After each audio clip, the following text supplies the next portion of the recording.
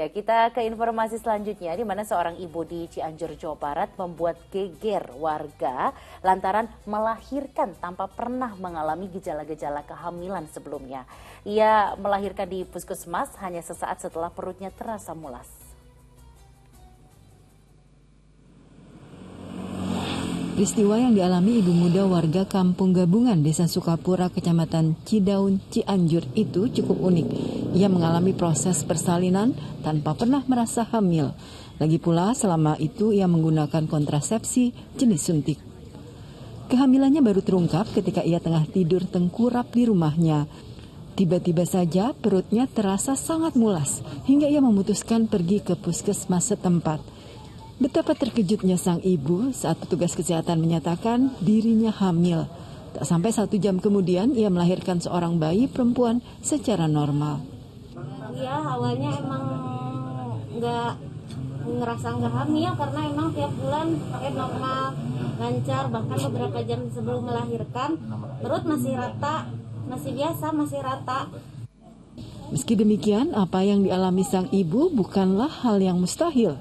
Dalam ilmu kedokteran, kondisi itu dikenal dengan istilah kehamilan samar karena tidak menimbulkan gejala-gejala kehamilan seperti pada umumnya.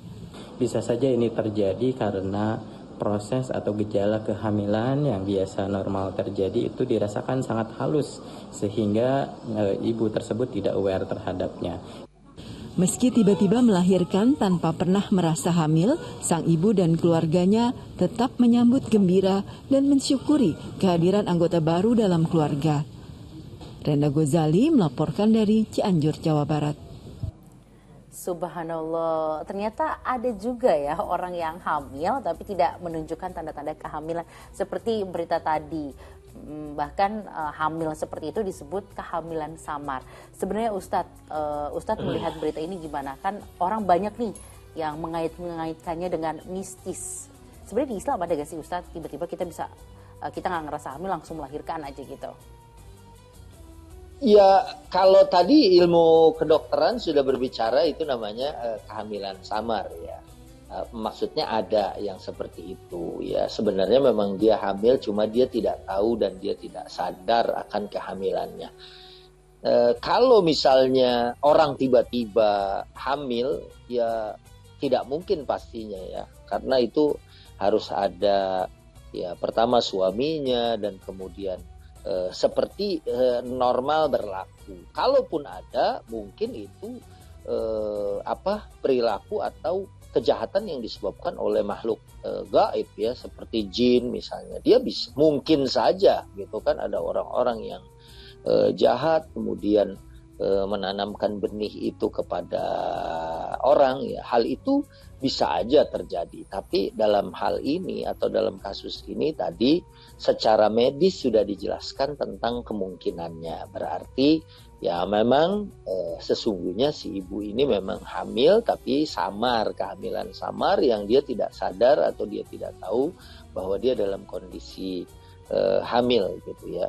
Padahal kadang-kadang mungkin ya kalau sudah 3 bulan, 4 bulan, 5 bulan itu kan mestinya ada kontraksi, ada pergerakan bayi dan lain sebagainya ya. Ini luar biasa si ibu ini ya di Cianjur memang sama sekali tidak merasakan kehamilan gitu ya. Dan tadi karena secara medis sudah disebutkan ada ya berarti ya memang ini termasuk dari kategori kehamilan seperti yang sudah dijelaskan oleh tadi ya PLT Kepala Dinas Kesehatan. Iya, Ustaz, ini dalam Islam sebenarnya amalan apa saja sih yang baik untuk ibu yang sedang mengandung?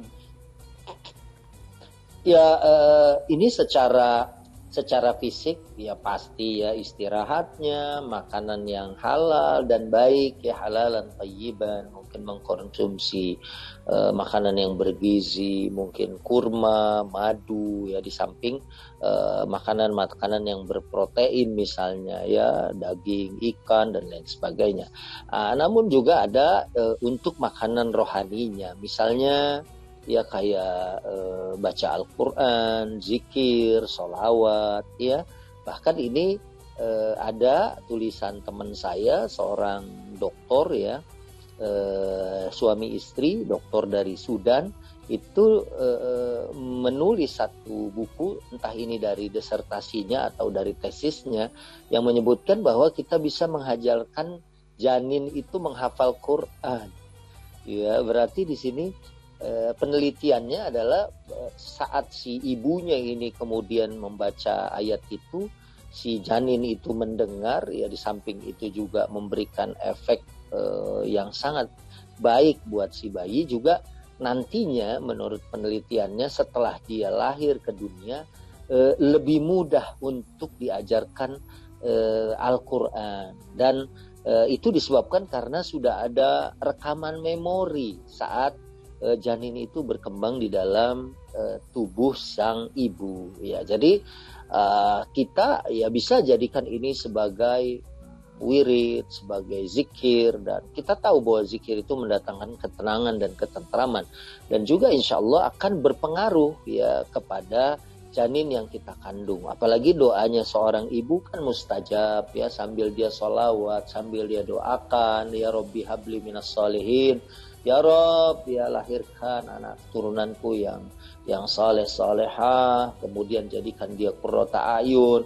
Itu kan juga sebagai doa yang insya Allah tidak ditolak oleh Allah, karena dakwatul walid liwaladihi mustajab. Doa seorang tua kepada anaknya adalah doa yang mustajab.